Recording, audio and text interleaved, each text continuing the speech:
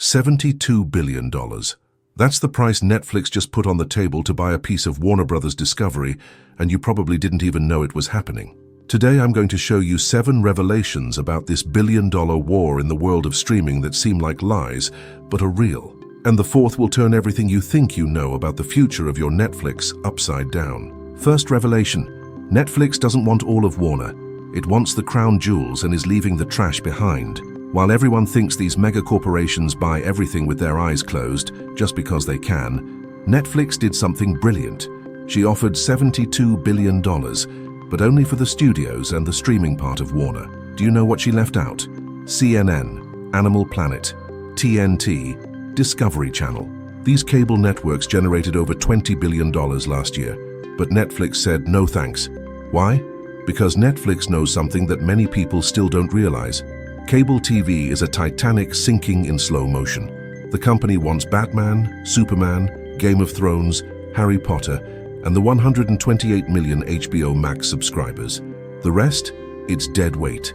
It's pure strategy. Meanwhile, Paramount appeared desperate, offering $108 billion to buy the entire Warner, including all the TV junk.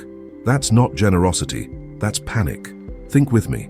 Would you pay more for an entire car that doesn't work just because it has more parts?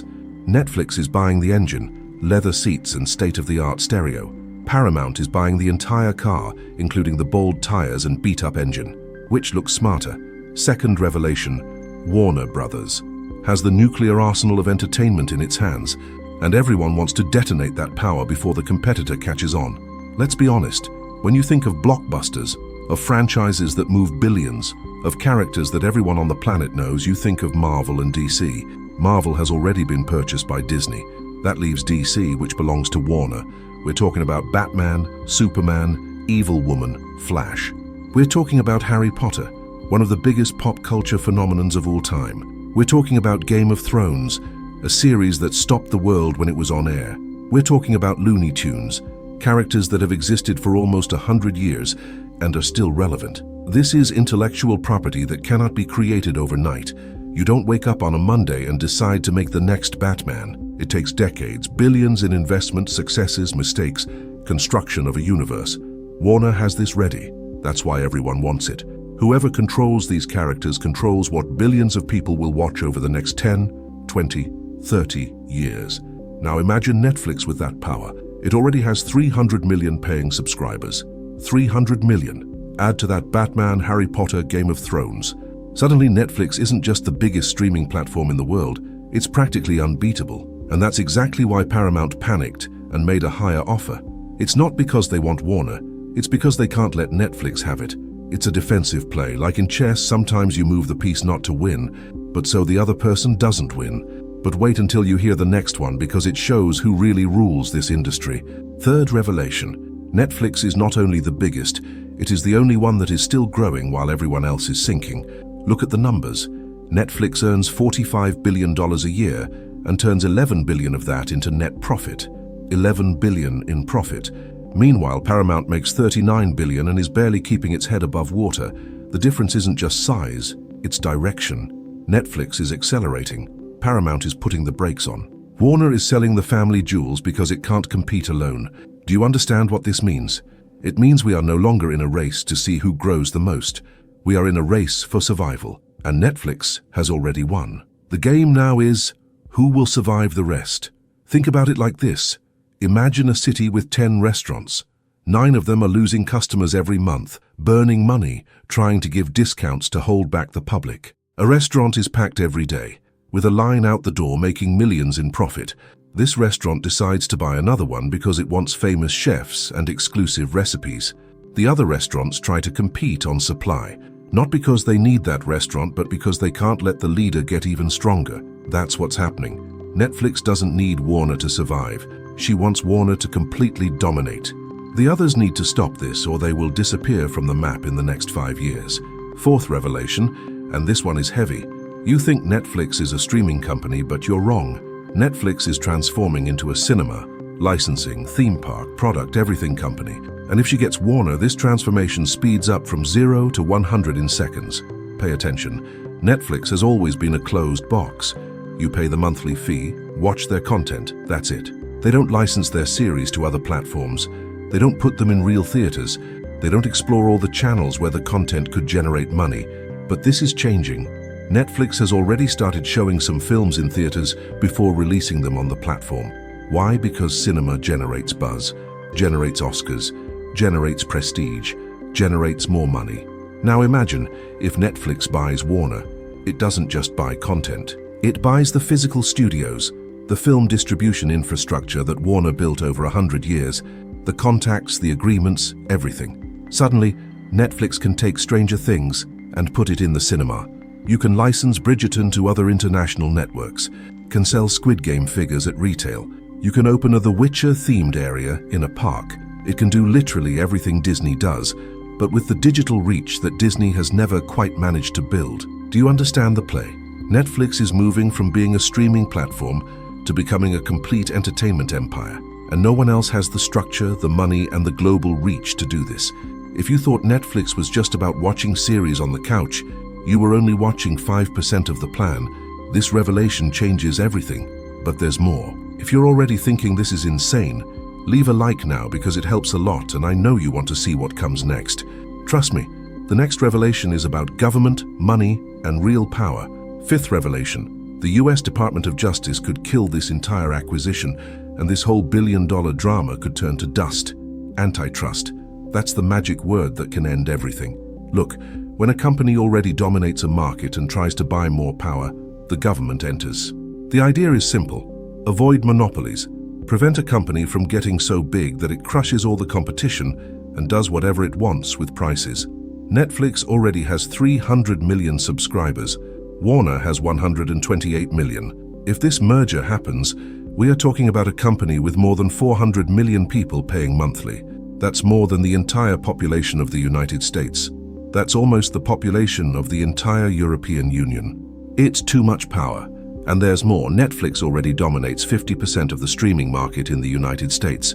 Add Warner and this number rises to close to 60–70%. The government can simply say, no, this is a monopoly, it won't happen. And you know what's funny? Paramount could also be blocked, because Paramount already has streaming, it already has cable TV, it already has an open television network. If she buys all of Warner, she will control a huge slice of TV and streaming. It can also be considered a monopoly. So in reality, they could both lose. And if that happens, Warner remains alone, bleeding money, trying to compete against giants, until eventually having to sell it in pieces to smaller companies for much less money. Or worse, it could simply break. The uncomfortable truth is that the American government has the power to decide the future of world entertainment. It's not an exaggeration. If they block these mergers, the streaming market will remain fragmented for a few more years. If they release it, in 5 years, we will have 3, maybe 4 giant companies controlling everything we watch.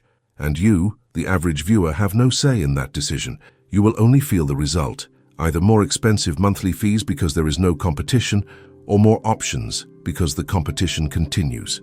But wait, because the next reveal talks about what happens if Netflix actually manages to close this deal. Sixth revelation, if Netflix buys Warner, it won't just add content. It will completely change how you consume entertainment forever. I'll give you a concrete example. Today you pay Netflix, maybe you pay HBO Max, maybe you pay Disney Plus, maybe you pay Amazon Prime, maybe you pay Paramount Plus. You're paying 4 or 5 platforms, spending, I don't know, $50, $60 a month just on streaming. If Netflix buys Warner, suddenly you no longer need HBO Max. All of HBO's content, which is the most premium content there is, will be on Netflix. Succession, The Last of Us, House of the Dragon, all on Netflix. You cancel HBO Max. You save $15 a month. But here's the catch. Netflix isn't going to lower the price. It will maintain or even increase because now it has more value. And you will pay because it's worth it. But there is a darker side to this. When you have fewer options, you have less power. If there are only 3 big platforms and they all decide to raise the price at the same time, what do? Cancel everything and stop watching? No. You pay because you need entertainment. That's what monopolies do. They take away your choice.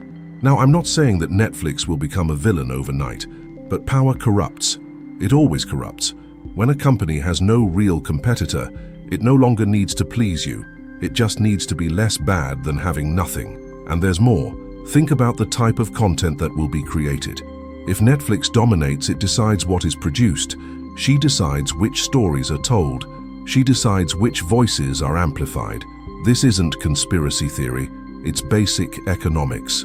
Whoever pays chooses the music, and if there's only one big payer, there's only one song. Creative diversity dies. Artistic risks decrease. You start to see the same kind of recycled content because that's what the algorithm says works. I'm not saying this will happen for sure, but it's the risk.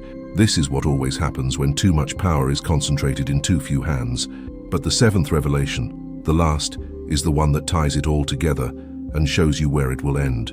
By the way, before continuing, which of these revelations do you find most difficult to believe and why? Comment below. I really want to know your opinion. And if you want to support the channel so we can continue doing in-depth analyses like this, become a member or donate any amount to Valo de Mai. Any help encourages us to make more detailed videos like this. Seventh revelation, no matter who wins this war, you've already missed the golden age of cheap and varied streaming. Remember 2015, 2016? Netflix cost $8, had almost everything you wanted to watch, and that was it. Simple. What do you pay today? $15, $20 just on Netflix. And she doesn't have everything. You need 3-4 other platforms if you want full access. And companies keep raising the price. Why? Because they can. Because you will pay. Because you're already addicted. This Warner acquisition is the final nail in the golden era's coffin. If Netflix buys it, it becomes bigger, more expensive, more dominant. If Paramount buys it, they're going to try to recoup the $108 billion from somewhere, and that place is their pocket. If no one buys it and Warner goes bankrupt, its content will be spread across several smaller platforms, and you will need to pay for all of them to access it. There is no good scenario for the consumer. Every path leads to more expensive monthly fees and fewer real options. And you know what's most ironic? Netflix started out as the company that was going to kill cable TV, which was expensive and full of confusing packages. They sold the idea of simplicity. One low price, all the content. Now, 15 years later, Netflix is helping create exactly what it destroyed. We're going back to the era of expensive packages and lack of choice, only now it's digital. Streaming became the villain it swore to destroy. And this is not the fault of just one company, it is the fault of the system. When you create a market where winning means crushing everyone, eventually someone crushes you. And when that happens, you're always the one who pays the bill. Now look at everything I showed you. $72 billion at stake. Intellectual property worth decades of culture. One company growing while others sink. Plans for total entertainment domination. Government deciding the future. Changes in the way you consume media. And the end of the golden age. This isn't just business news. This is the reshaping of how billions of people will live the next 20 years. This is history happening now, and you're here watching it. So what do you do with this information? Are you still paying silently? Do you cancel everything and stop watching? Do you support the government to block it? Do you root for Netflix to win because at least it's competent? There's no right answer, but there is an informed answer, and now you are informed.